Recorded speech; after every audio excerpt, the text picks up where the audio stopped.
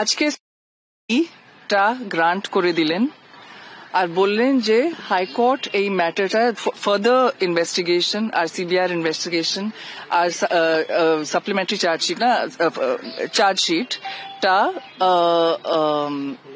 Supervise করতে পারেন। এটা খুব ইম্পর্টেন্ট, কেন কি এই শুধু আইসোলেটেড কথা নয়, এই শুধু আইসোলেটেড ক্রাইম একদম নয়।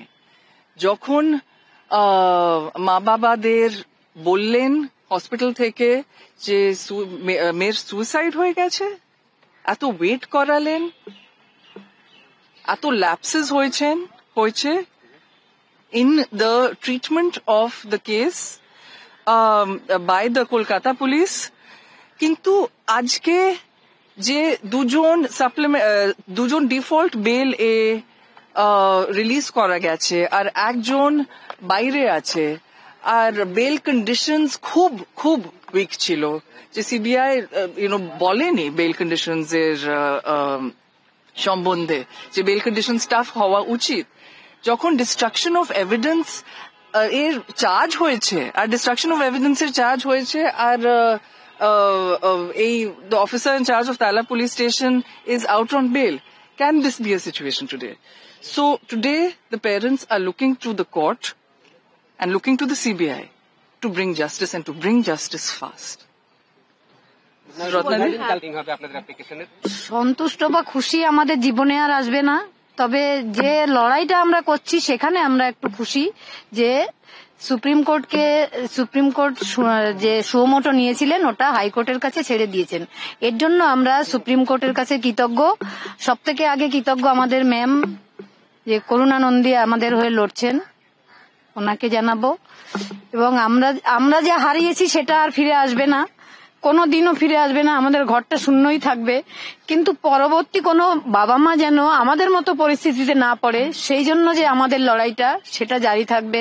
আমরা সেই মেয়ের মৃত্যুর পরে যে দুর্নীতি দেখেছি, আমরা মেয়েকে যে অবস্থায় দেখেছি সেদিন আমরা বাকরুদ্ধ হয়ে গেছিলাম। আমাদের বলা হয়েছে আপনাদের মেয়ে সুইসাইড করেছে, তাড়াতাড়ি আসুন। সেখানে 3 ঘন্টা আমাদের বসিয়ে রেখে সিপি এসিপি সবাই মিলে সমস্ত তথ্য প্রমাণ লোপাট করেছে।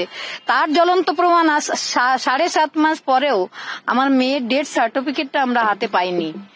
একবার বলছে বড় অফিস দেবে, একবার বলছে আরজি কর দেবে, পরে বলেছে কেউই দিতে পারবে না, এটা হাইকোর্টে না উঠলে কেউই দিতে পারবে না।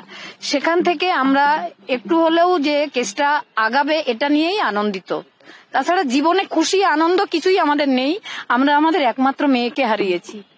তো সিবিআই যেন একটু দ্রুততার সাথে তদন্ত করে, আমরা জাস্টিসটা যাতে তাড়াতাড়ি ন্যায় বিচারটা পাই, এটাই সবার কাছে চাইবো। সমস্ত পৃথিবীর লোকদের কাছে আমি কৃতজ্ঞ যে তারা আমার সঙ্গে সমানভাবে লড়েছেন এবং আগামী দিনেও লড়বেন। সেটা সুপ্রিম কোর্ট মান্যতা দিয়েছে, সেক্ষেত্রে এটা আপনারা তো চেয়েছিলেন সেটা, যেটা আজকে সুপ্রিম কোর্ট থেকে অর্ডার হলো। সুপ্রিম কোর্টের কাছে অবশ্যই আমরা কৃতজ্ঞ, এবং আমাদের যিনি এখানে লয়ার ছিলেন করুণা নন্দী ম্যাডাম, ওনার কাছে তো অবশ্যই কৃতজ্ঞ।